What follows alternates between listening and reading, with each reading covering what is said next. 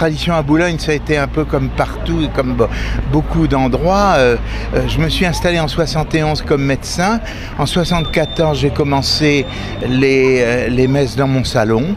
Et puis après ça, nous sommes réfugiés dans un château de la périphérie de Boulogne, où d'ailleurs Cadoudal était passé avant de se faire prendre. Alors nous avons connu effectivement la vie de salon et la vie de château. Voilà. Et alors après, il y a 21 ans de ça, nous avons eu la chance de pouvoir racheter une église, une ancienne église anglicane, High Church of England. C'est-à-dire que ce sont des gens qui étaient dans la mouvance du cardinal Newman, qui reconnaissait l'Eucharistie, le culte à la Sainte Vierge et le culte des apôtres.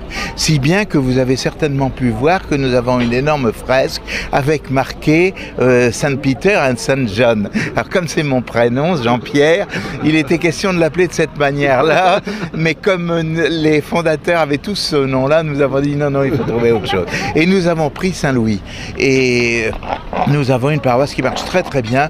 Vous allez être surpris par le nombre de jeunes qu'il peut y avoir, par le dynamisme qui existe, et puis cette église est toujours pleine. Oui. Elle est très belle, c'est une église gothique qui a été fondée à la fin du 19e siècle, en 1876, par un pasteur et qui avait été abandonné parce que les anglicans ont quitté Boulogne après pendant la guerre de 40, parce que Hitler avait décidé que tous les Anglais étaient des espions, donc tous les Anglais sont partis en Angleterre. Maintenant, j'ai eu la chance de pister une statue de Notre-Dame de Boulogne. Ça, j'aimerais bien peut-être que vous le mentionniez parce que c'est extrêmement significatif. Cette statue est très belle.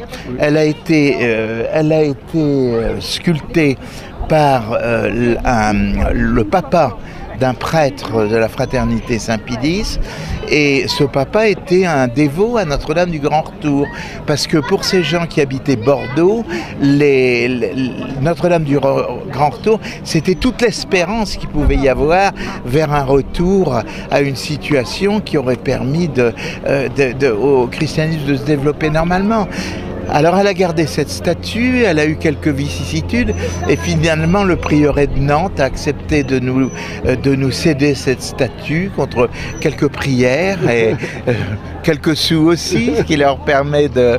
Alors les Boulonnais ont été très généreux, nous avons ramené cette statue.